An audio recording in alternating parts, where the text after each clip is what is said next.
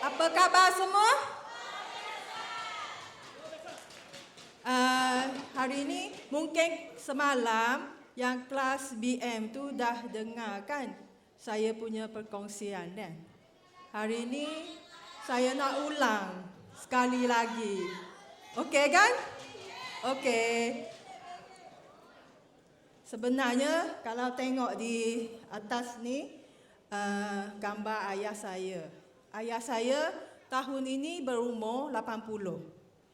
Dia ialah seorang pengidap kanser. Dua jenis kanser.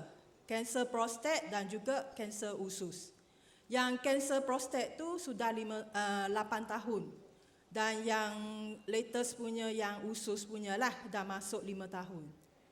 Tapi nak cakapnya, yang last year lah, ayah saya dia kena menjalankan kemoterapi, 12 kali kemoterapi. Jadi saya fikir dalam otak saya kan, kalau biasa kita dengar kemoterapi tu, takut tak? Takut kan? Sebab kesan daripada kemoterapi tu, yang kita tahu tu memang menakutkan.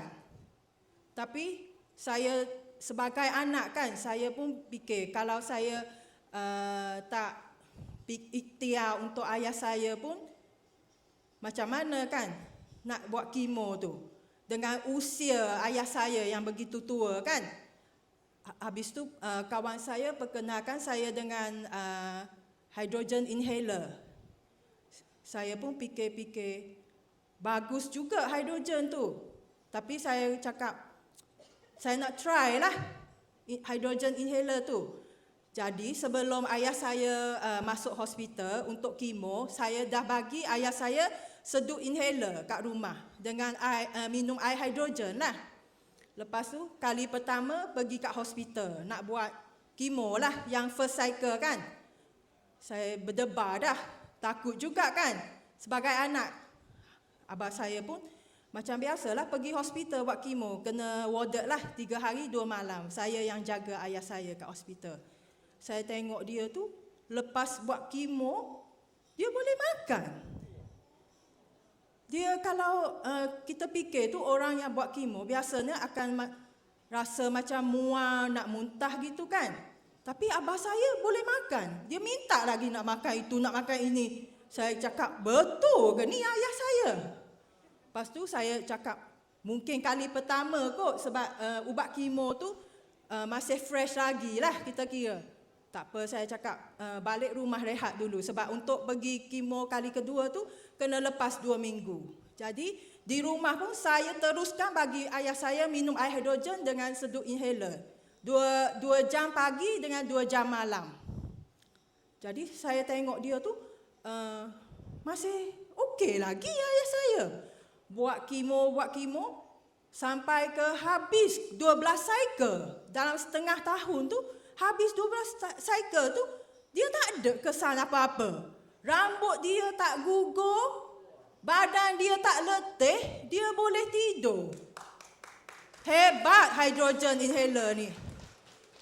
Sangat terima kasihlah dengan hydrogen inhaler sebab macam boleh membantu ayah. Ni tengok gambar ni, saya bersama ayah saya. Dia tunjuk good lagi, awak tengok. Dia bermaya lagi di hospital tu. Gambar yang tengah tu, yang latest punya lah, ayah saya. Dia masih sihat lagi. Yang gambar yang dengan yang pakai baju panjang dengan seluar panjang tu, masa tu ayah saya baru kena diagnose kanser usus. Dia kurus kering. Habis tu dia masuk ICU dekat sebulan. Tapi syukur jugalah sebab ayah saya dah melalui proses itu. Tambahan pula dengan bantuan hydrogen inhaler tu, saya nampak banyak membantu ayah saya. Walaupun ayah saya kena penyakit kanser, saya rasa macam dia boleh melambatkan. Kalau nak sembuh tu, memanglah kanser tu dia tak akan sembuh kan. Tapi dia boleh melambatkan.